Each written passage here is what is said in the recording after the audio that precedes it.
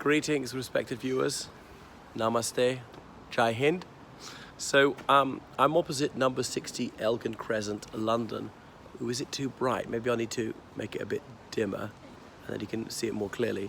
There we go. So this is where Jawaharlal Nehru lived in 1910 and indeed 1912. So who was he? Well, he's best known for being the first Prime Minister of India. He was born in Allahabad in India in 1889, towards the end of that year. His family, they were Hindus. They lived in Kashmir some generations earlier. Later they'd moved to Delhi, and they'd lived near the canal, which was Nehru, and their name became Nehru because of that. He was a Brahmin, not especially religious, and didn't believe in caste distinctions. So his grandfather had been seized by British troops just after the mutiny in 1857, the first National War of Independence, as some people prefer to call it these days, and was almost executed on being suspicion of being a pandy, as they would have said, a rebel like Mandel pandy.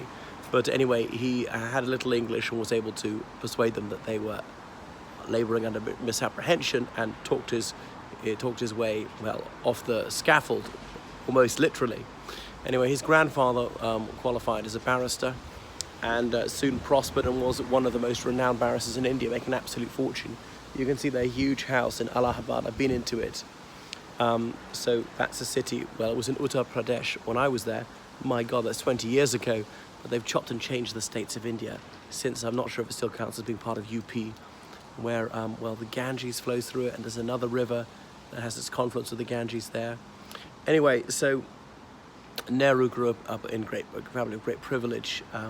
He had one sister who died young. And so he came to Europe with his parents, visited various countries, but they're in the United Kingdom. The British Empire was then at its zenith, and his father had him enrolled at Harrow School, one of the most illustrious schools in the United Kingdom. Winston Churchill had left there only shortly before Nehru enrolled. What else? He only went there for 2 years to Harrow, and they had a cadet forces and doing military training. There's a photo of him in that. He was in the house under the personal supervision of the headmaster, and he said that Nehru was one of the best behaved boys he'd ever had. The curriculum mostly Latin, ancient Greek, things like that. Not so big in the maths or the sciences. From there he went to Trinity College, Cambridge, which is within Cambridge University. One of the grandest colleges with the huge quadrangle, huge endowment, absolutely opulent buildings, where he read natural sciences. There was a society for Indian students there called the Majlis. By Indian, of course, in those days, that would include what we now call Pakistani and Bangladeshi.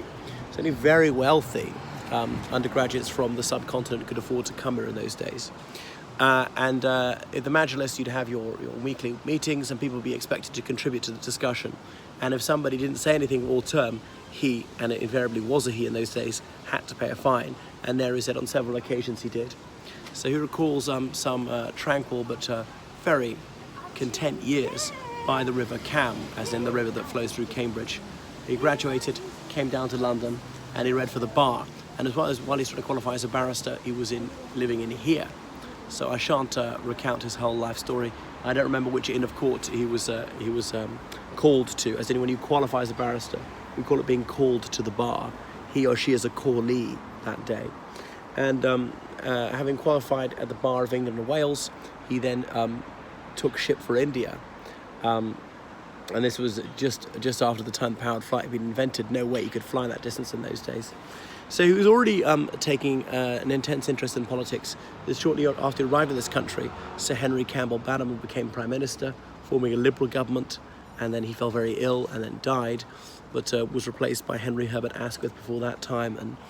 And Nehru began to wonder whether India ought to have a greater degree of self-governance, whether reform should be in the offing for his homeland. Returned to India, and he did very well for himself at the bar, earning huge fees, far higher than his father had earned at the same time. So, I mean, his connections can't have hurt. And his parents always tried to persuade him to get married, sending him photos, having to choose a bride on the basis of photo and nothing else. So he did dutifully get married. They wasn't terribly enthusiastic about the idea. He had his daughter, Indira Priyadarshini, Nehru, so Priyadarshini, a middle name meaning dear to the sight. And you can read his glimpses of world history, because when he was imprisoned a lot in the 1920s, 1930s, he was allowed to correspond with his daughter and writing more or less a history of the world to his daughter in English. It's an absolutely scintillating précis of world history, and these were in the form of letters. So he had the absolute command of English and learned a bit of Italian, German and so on. He studied Marxism, but he wasn't attracted to it, though he didn't think it was complete bunkum. That was him. The First World War came along, emergency legislation, and civil liberties seemed to be held in abeyance. And I think it was when the king of Afghanistan or something was in India, the British authorities tried to persuade Nehru and his father, Motilal, to sign an undertaking not to meet the king of Afghanistan. Why? Why were they so paranoid? They refused to do so, and they were within their rights to refuse to do so. I don't think they actually met the king. There were other things. So he was active in the Congress Party, Indian National Congress. At this stage, they were looking for something like Home Rule after the First World War, in return for their loyalty and for encouraging Indians to volunteer for the armed forces. Nehru doesn't seem to have considered doing so himself. But obviously after the First World War, they're bitterly disappointed that reform was moving at a snail's pace, that London was grudgingly giving non-committal answers to requests for significant reform. Well, I shan't limn his entire life story. I've done so elsewhere. So yeah, he had that daughter. He had a son who died in infancy. His wife died after not so many years. Doesn't appear to have been terribly close with her, and had no thought of remarrying. They say power is an aphrodisiac. I think Henry Kissinger said that. But perhaps not in Nehru's case. He certainly wasn't a philanderer. Anyway, I won't tell you the whole story, but at the stroke of the midnight hour, as the world sleeps, India awoke to life and freedom, that being the 15th of August, 1947, and who, of course, became the Prime Minister of the Dominion of India. And then in 1950, on 26th of January, a republic was proclaimed. He was still Prime Minister. He served until he died en poste in 1964. He was succeeded by Lal Bahadur Shastri, who also died en poste in 1966, died in Toshkent, that's Uzbekistan. Back then it was the Soviet Union. And some people suspect he didn't have foul play. Was he poisoned by some party or other? It was part of the peace negotiations to end the Second Indo-Pak War. But anyway, there was obviously a fine funeral for Nehru. I had a send-off. But in his will, he wrote that he wanted to be cremated and that his ashes would be scattered on the waters of the river Yamuna near the place of his nativity, and no portion of his ashes should be retained. He said he had no religious sensibilities, and so people weren't to read anything into this.